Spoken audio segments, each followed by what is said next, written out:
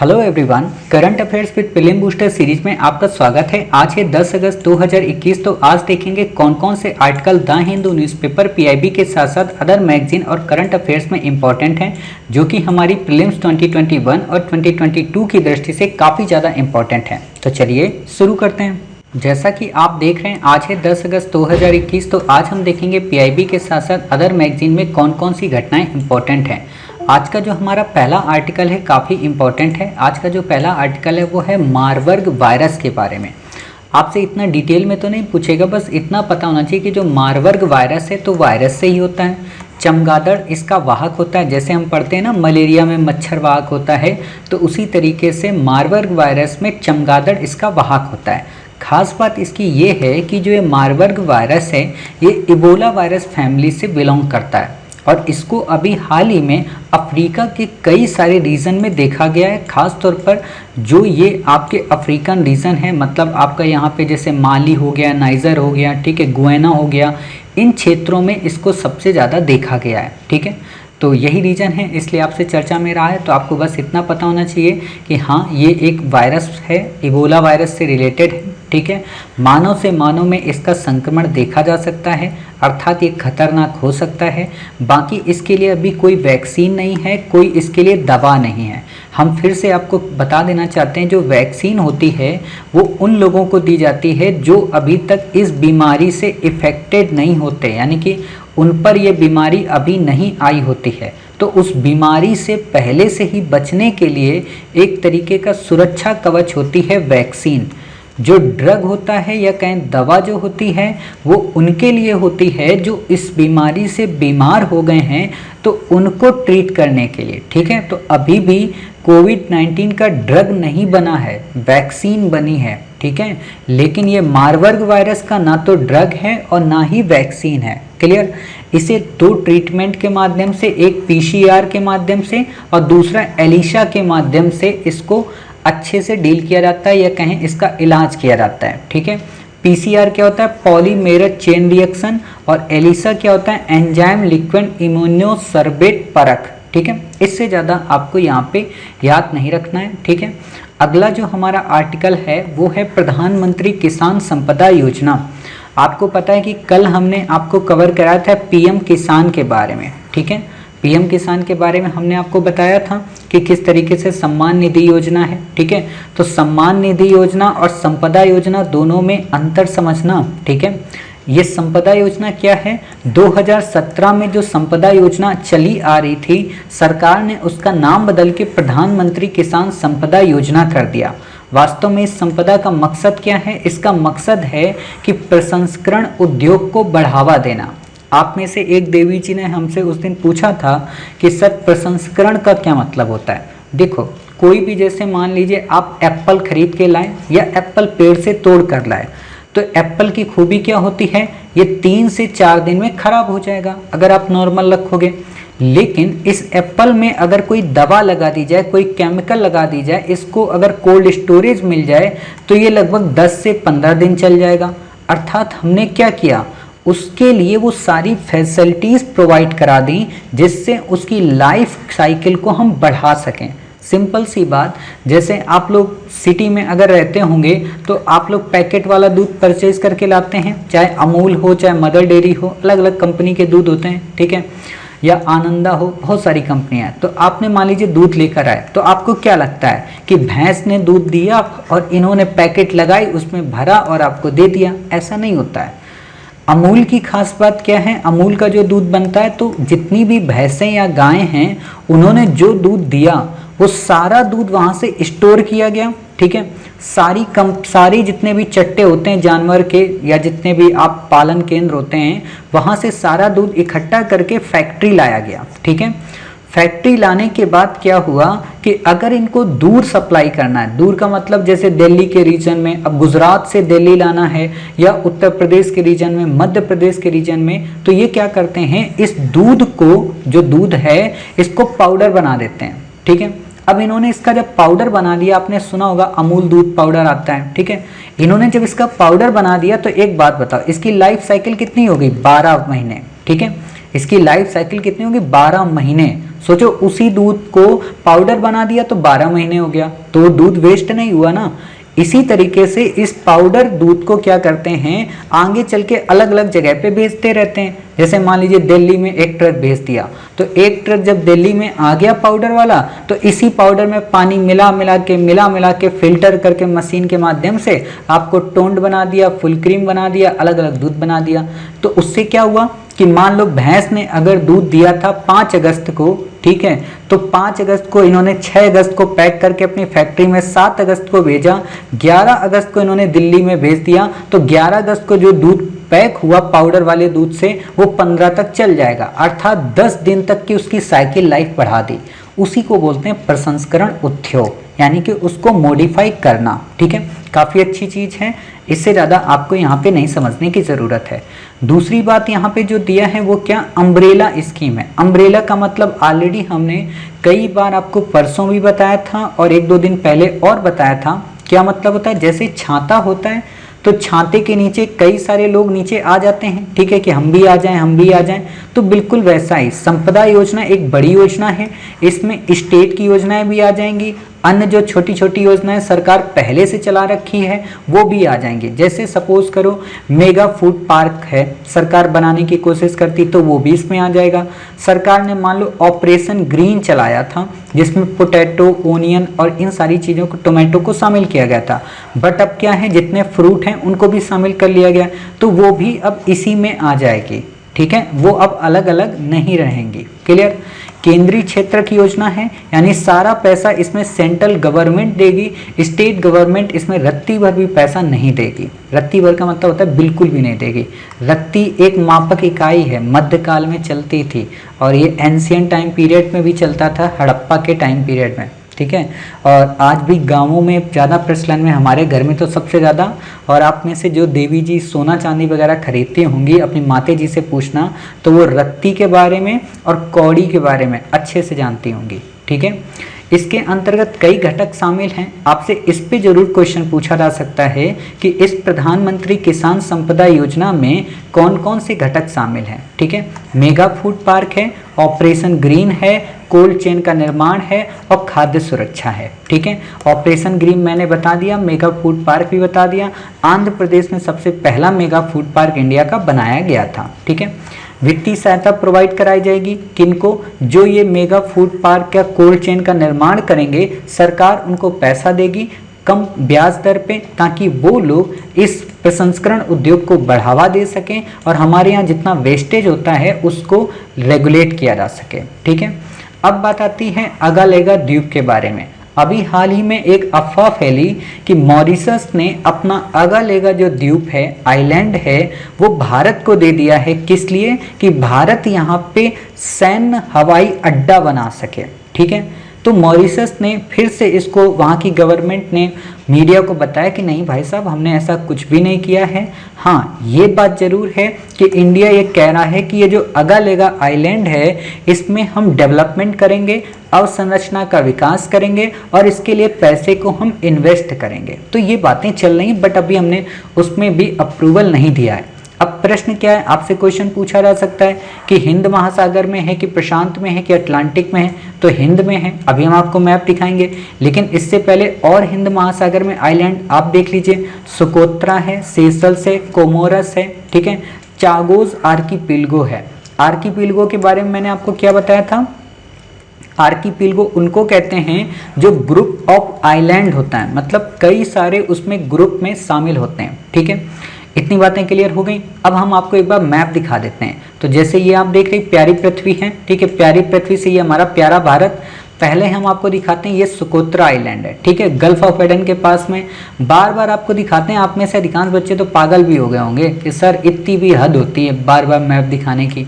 ठीक है, ये आपका सेशल्स है, ये आपका कोमोरस है, ठीक है, ये आपका मेडागास्कर है, ये आपका रियूनियन है, ये आपका मॉरिशस है। ठीक है, ये आपने मॉरिशस यहाँ पे देखा।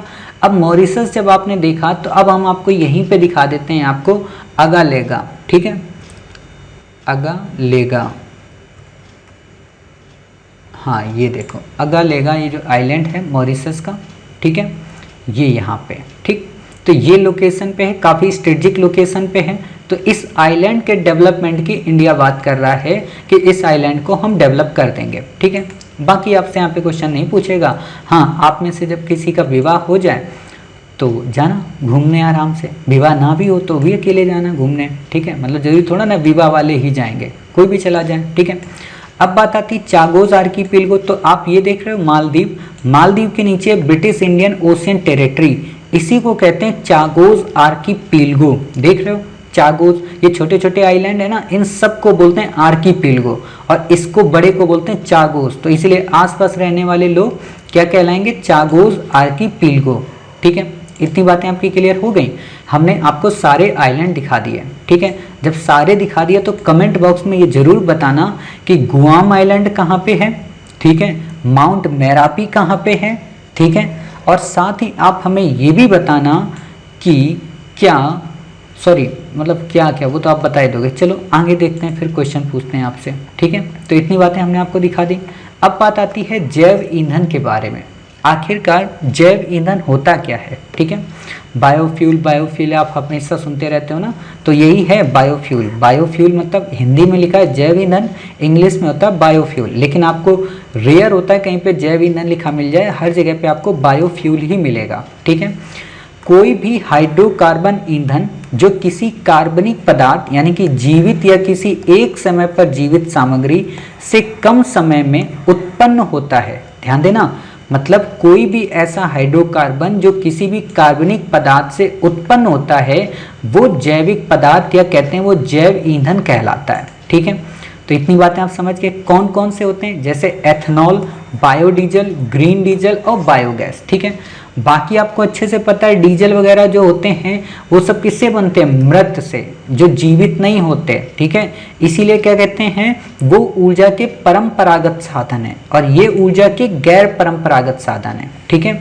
अब प्रश्न उठता है हाइड्रोकार्बन क्या होता है। हाइड्रोकार्बन को संधि विच्छेद करो तो हाइड्रोजन प्लस कार्बन होता क्या है। जब आप केमिस्ट्री पढ़ते हैं तो उसमें आपको पढ़ने को मिलेगा कि हाइड्रोजन के जो एलिमेंट्स हैं या हाइड्रोजन के जो तत्व हैं वो क्या है, कार्बन के साथ में जब मिलते हैं ऑर्बिट में आते हैं तो उसी से संबंधित एक क्रियाविधि बनती है, उसको हाइड्रोकार्बन बोलते हैं, ठीक है। बाकी आपको नहीं याद रखना, आपसे इंडिपेंडेंट क्वेश्चन नहीं पूछेगा। हाँ, खास बात इसमें क्या है, आपसे इस पे क्वेश्चन पूछ सकता है कि इंटरेस्ट सबवेशन योजना क्या है या इसका संबंध किससे है। तो आप बता देना कि इंटरेस्ट सबवेशन जो योजना है इसका संबंध वास्तव में अपशिष्ट ऊर्जा या कहें बायोगैस से है, ठीक है। ये करती क्या है, इसका काम है कि अपशिष्ट ऊर्जा संबंधित जो भी बायोमेथेनेशन परियोजनाएं हैं और जो भी नवीन व्यापार के मॉडल हैं उनको वित्तीय सहायता प्रदान करना। मोटे तौर पर इसका मतलब सिंपल सा ऐसे समझो, इंटरेस्ट सबवेशन का मान लीजिए आपने पायरोलिसिस नाम की जो अपशिष्ट ऊर्जा है, ठीक है, उस पर आपने रिसर्च की, ठीक है। रिसर्च करने के बाद आपने एक रोबोट बनाया, रोबोट बनाने के बाद आपने एक कंपनी बनाई, ठीक है। आपने जब कंपनी बना ली तो प्रश्न उठा कि कंपनी को चाहिए फंड, पैसा कहाँ से लाएं। तो आप किसके पास गए, बैंक के पास। बैंक के पास जब आप गए तो बैंक ने कहा भाई 9% इंटरेस्ट रेट पे हम आपको पैसा देंगे। आपके पास फॉर्मूला है, कंपनी है, आइडिया है, रोबोट है, लेकिन पैसा आपको काफी महंगा मिल रहा है, इसलिए आप अपना प्रोग्राम छोड़ देंगे। सरकार कहती है अरे बाबूजी रुके रहो, वहीं पे रहो, वापस मत आओ, हम भेज रहे किसी को। सरकार ने तुरंत भेज दिया इन सज्जन महोदय को। ये सज्जन महोदय जब गए तो इन्होंने देखा अच्छा 9% आपको मिल रहा है, आप कितना देने को तैयार हो। मतलब कंपनी के मालिक से पूछा आप कितना दोगे, तो उसने कहा साहब 7% तक तो दे सकते हैं, 9% बहुत होता है, गरीबी है, गैया भी है, माते भी हैं, परिवार भी है। तो इन्होंने कहा ठीक है तुम 7% ही दो, हम 2% पे कर देंगे, ठीक है। इसको बोलते हैं इंटरेस्ट सबवेशन योजना। मतलब जो ब्याज है उसमें छूट मिल जाएगी ताकि ये महोदय अपशिष्ट ऊर्जा से संबंधित परियोजनाओं को संचालित कर सकें और नए नए प्रैक्टिकल को अंजाम दे सकें, ठीक है। प्रश्न उठता है बायोमेथेनेशन क्या होता है। बायोमेथेनेशन, ठीक है, यहाँ पे एक वर्ड मिसिंग है, बायोमेथेनेशन, ठीक है। बायोमेथेनेशन क्या है, ये एक ऐसी प्रक्रिया है जिसके द्वारा कार्बनिक पदार्थों को अवायवीय परिस्थितियों में सूक्ष्म जैविक रूप से बायोगैस में परिवर्तित किया जाता है, ठीक है। अवायवी का मतलब क्या होता है? वायु की उपस्थिति में नहीं, ठीक है, यानी बिना वायु की उपस्थिति में, ठीक है। कार्बनिक पदार्थों को अवायवीय परिस्थितियों में सूक्ष्म जैविक रूप से बायोगैस में परिवर्तित किया जाता है, ठीक है। बाकी आपसे यहाँ पे क्वेश्चन नहीं पूछेगा, इस पे में भी हो सकता है एक लाइन पे क्वेश्चन आ जाए क्योंकि एनवायरनमेंट से रिलेटेड शब्दावली है, ठीक है। अगला आर्टिकल है काकोरी कांड। ऑलरेडी हमने आपको काकोरी कांड के बारे में पढ़ाया था जब चंद्रशेखर आजाद जी के बारे में पढ़ा रहे थे, बट फिर भी हम आपको एक बार रिवाइज करा देते हैं कि काकोरी कांड 1925 यानी कि 10 अगस्त 1925 में घटना हुई थी। इसमें क्या था कि इसमें काकोरी जो लखनऊ के पास में एक छोटा सा एरिया है, वहाँ पे ट्रेन को हमारे जो क्रांतिकारी लोगों हैं, क्रांतिकारी जो भी हमारे युवक थे या हमारे क्रांतिकारी जो नेता थे, उन्होंने उस ट्रेन को रोका। उस ट्रेन को रोकने के बाद वहाँ से अपना जो भी पैसा था, जो भी देश का खजाना था, उसे ब्रिटेन जाने से रोक के उसे वहाँ से ले लिया और अपने क्रियाकलापों में और समाज में उसे बांट दिया, ठीक है। इतिहास में कायदे से ऐसे ही लिखना चाहिए, लेकिन हमारे इतिहासकारों ने जो साम्राज्यवादी हैं उन्होंने कैसे लिखा कि ट्रेन को लूटा गया, ठीक है, जैसे पैसा उनके पिताजी की कमाई का हो, ऐसे बता रहे हैं, ठीक है ना। तो अंग्रेजों ने थोड़ा ना पैसा कमाया था, वो तो हमारे देश की जनता का शोषण करते थे। तो इसलिए इस लैंग्वेज को सुधारना चाहिए कि नहीं, ट्रेन को लूटा नहीं, ट्रेन को रोका और अपना पैसा अंग्रेजों से छीना, उसे छीन कर भारत के लोगों में बांटा। ये लाइन करेक्शन करके आनी चाहिए, ठीक है। कोई बात नहीं, जब इतिहास हम लोग लिखेंगे तो लिखेंगे फिर, ठीक है। तो 1925 में बना था, हुआ था घटना HRA के द्वारा। HRA क्या थी? हिंदुस्तान रिपब्लिकन एसोसिएशन, जिसे सचिंद्र नाथ सान्याल, राम प्रसाद बिस्मिल इन लोगों ने बनाया था, जो कि अनुशीलन समिति की एक विंग के रूप में काम करती थी, ठीक है। इससे ज़्यादा आपसे क्वेश्चन नहीं पूछेगा। अब आपसे जो क्वेश्चन पूछेगा वो ये कि इस घटना को अंजाम देने वाले लोग कौन कौन से थे, ठीक है। तो चंद्रशेखर आजाद जी इसमें शामिल थे, राम प्रसाद बिस्मिल जी शामिल थे, अशफाक उल्लाह खान भी शामिल थे, राजेंद्र लाहिड़ी जी शामिल थे और मनमथ नाथ, ठीक है, मनमथ गुप्ता नहीं, मनमथ नाथ गुप्ता जी इसमें शामिल थे, ठीक है। अब आप बताओ, अगर क्वेश्चन पूछ दे क्या भगत सिंह जी शामिल थे, तो नहीं साहब, भगत सिंह जी इसमें शामिल नहीं थे। और एक बात बताएं, जब ये काकोरी कांड हो गया तो इसमें अशफाक उल्लाह खान, राजेंद्र लाहिड़ी, राम प्रसाद बिस्मिल इनको गिरफ्तार कर लिया गया। चंद्रशेखर आजाद जी भाग गए, वहां से बच निकले और बच निकलने के बाद इन्होंने भगत सिंह और इन सबको लिया और लेने के बाद फिरोज शाह कोटला मैदान, जो कि आज अटल बिहारी कह रहा हूँ, अरुण जेटली जी के नाम पे कर दिया गया है स्टेडियम को, तो उसी के पास में फिरोज शाह कोटला मैदान है। जिंदगी में पहली बार मैंने वहाँ पे किसी को माल्यार्पण किया था, जिंदगी में कभी नहीं करता हूँ। वो भी किसको किया था? आचार्य नरेंद्र देव की वहाँ पे मूर्ति है। बाद में पता चला कि अच्छा आचार्य नरेंद्र देव जी ये हैं, मतलब हिस्ट्री में जब मैंने उनको डेप्थ में और पढ़ा, वैसे तो पढ़ता था हाँ समाजवादी हैं, बट थोड़ा डेप्थ में पढ़ा था, है ना। तो पहली बार माल्यार्पण किया था। खैर कोई बात नहीं, क्योंकि मीडिया उस समय काफ़ी ज़्यादा थी। हाँ, तो मैं ये बताना चाहता हूँ, उसी फिरोज शाह कोटला मैदान में बैठ के इन लोगों ने इस HRA का नाम बदल दिया, इसका नाम कर दिया HSRA, ताकि ब्रिटिश सरकार इसको पकड़े, इसको ना पकड़े। इसका नाम हो गया हिंदुस्तान सोशलिस्ट रिपब्लिकन एसोसिएशन। अब एक बात बताओ, जब राम प्रसाद बिस्मिल जी नहीं रहे, अशफाक उल्लाह खान नहीं रहे, राजेंद्र लाहिड़ी नहीं रहे, मनमथ नाथ गुप्ता नहीं रहे, तो इसको कौन गठित किया होगा? भगत सिंह? नहीं, चंद्रशेखर आजाद जी। इसके हेड बने थे चंद्रशेखर आजाद जी, ठीक है। तो क्वेश्चन अगर पूछे HRA का गठन क्या चंद्रशेखर आजाद ने किया, तो नहीं, HSRA का किया, बिल्कुल सही बात है। भगत सिंह जी इसमें शामिल नहीं थे, ठीक है। बाकी आप समझदार हो, बाकी जो भी चीज़ें होंगी वो मॉडर्न इंडिया में हम आपको कवर कराएंगे, नहीं तो फिर मॉडर्न इंडिया ही ये हो जाएगा, करंट अफेयर्स तो नहीं रहेगा ना। तो उम्मीद है आज की क्लासेस आपको समझ में आई होंगी। मिलते हैं 11 अगस्त कुछ इंपॉर्टेंट घटनाओं के साथ। तब तक अपना ख्याल रखिए, स्वस्थ रहिए। जय हिंद, जय भारत।